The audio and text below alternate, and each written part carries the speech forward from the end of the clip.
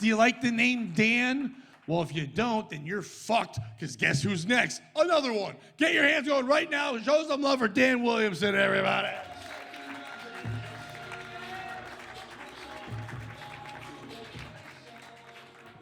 How you doing, guys? Mohegan Sun. Let's give it up for Pat, everybody. Woo!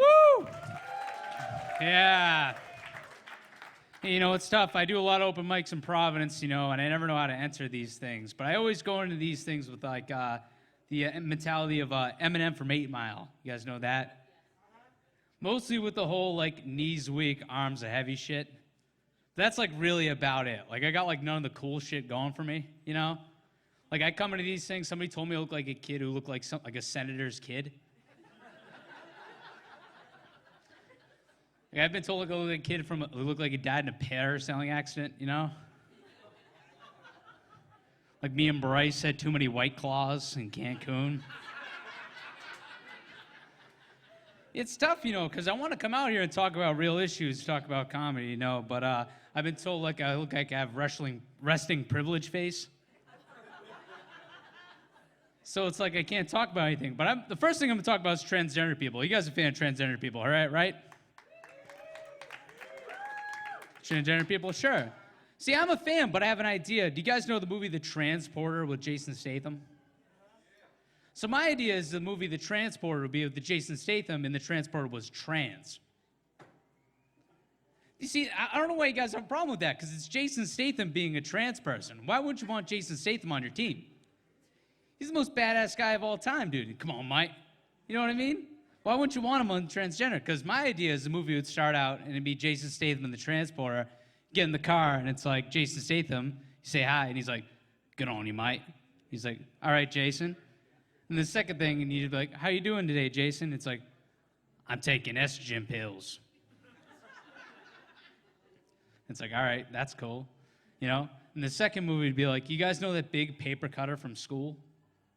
The one that looks like a guillotine?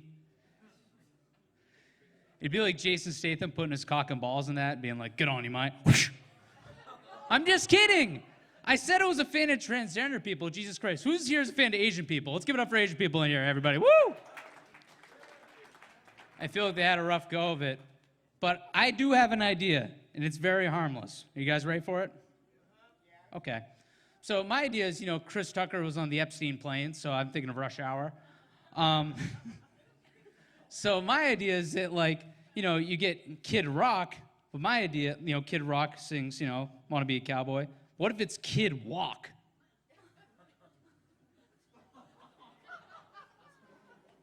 There's nothing wrong with that, you know what I mean? If there's an Asian cover band of Kid Rock who wants to be cowboy, I mean, come on, who's wrong with that? You know? I would make a Kobe joke, but it probably wouldn't land. I'm sorry. I'm sorry, guys. Woo! I was going to make another joke on that one where I look like a senator's kid. I look like Dylan Rittenhouse.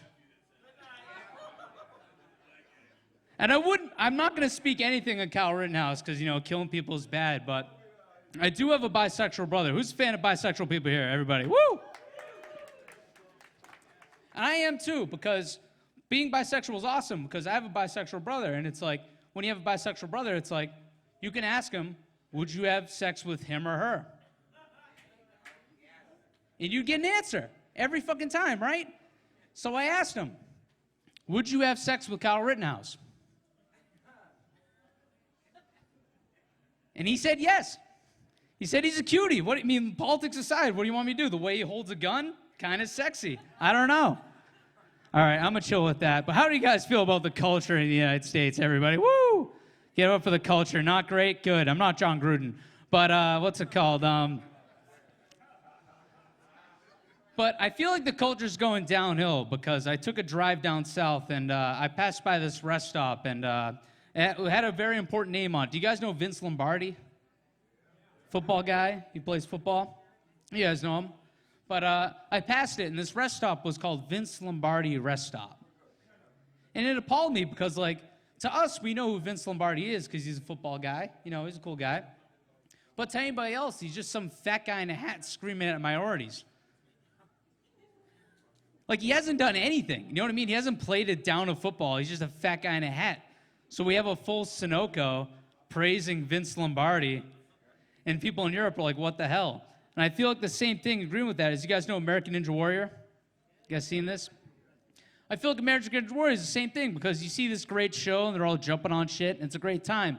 But through all of it, you know, you don't get better at that shit overnight. Same thing with this. You don't get better at stand-up overnight. And I'm sorry I'm bombing for you guys, you know. But, you know, you don't get better at it overnight. And you see that guy doing the salmon ladder, you know, climbing up that thing.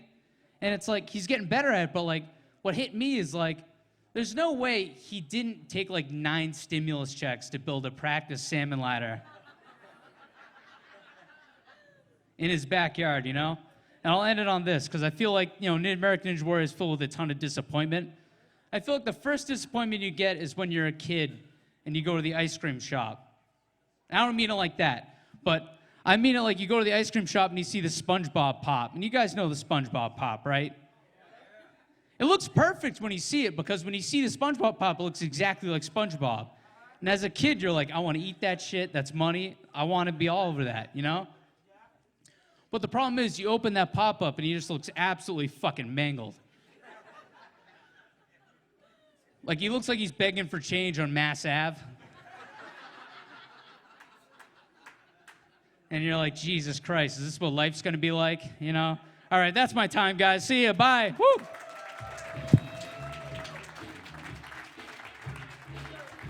Keep it going for Dan, everybody. Dan Williamson.